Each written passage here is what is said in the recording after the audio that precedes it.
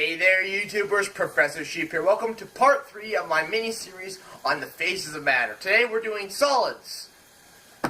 Now, what is a solid? Well, a solid has a definite shape and volume.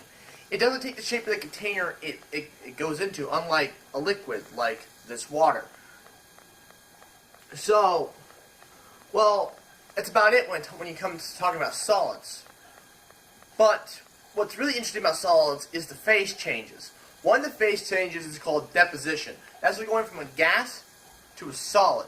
The best example I can give you is, say you take a cookie sheet, set it in the freezer for several hours, pull it out, and if you let it sit out a little while, frost will build up. Another way is just frost building up on blades of grass in the fall. Those are the best examples I can give you.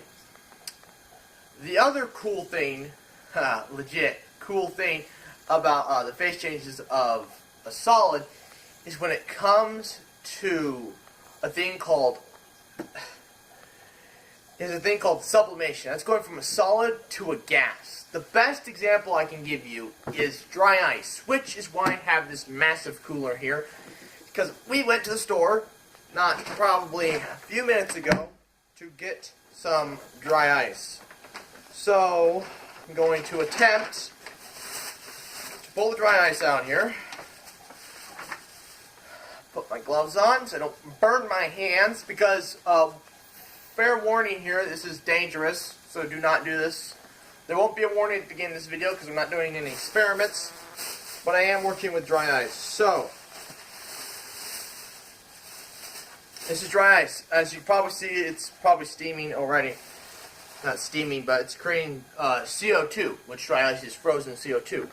So what I'm going to do is take my handy dandy hammer and attempt to break it.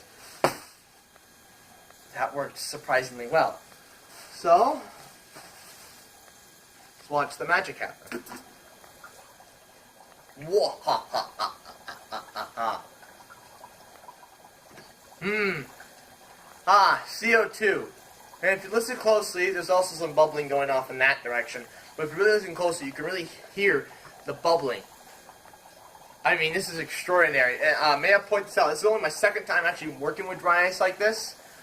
My first time was at a fair. We found it just laying in a creek, and it was just sitting there bubbling because somebody dumped the cooler out. So let me kind of clean up my mess here. Let's go on to my next part. When I talked about in my liquids video, I talked about the crystal line structure, better known as the crystal lattice. What is a crystal lattice? Well, when it comes to solids, when you go from a liquid to a solid, they begin to the atoms begin to covalently bond with each other. So it's not atoms bonding to each other; it's molecules temporarily, I guess, bonding to each other. And we're breaking these bonds by setting it in this water here to get it to change phases. That breaks the covalent bonds, giving enough energy, and then you get sublimation. So,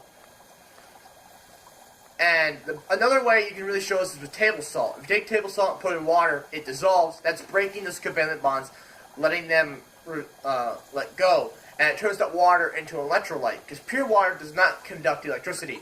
But when you add salt, it creates an electrolyte, freeing up the electrons, allowing it to conduct electricity.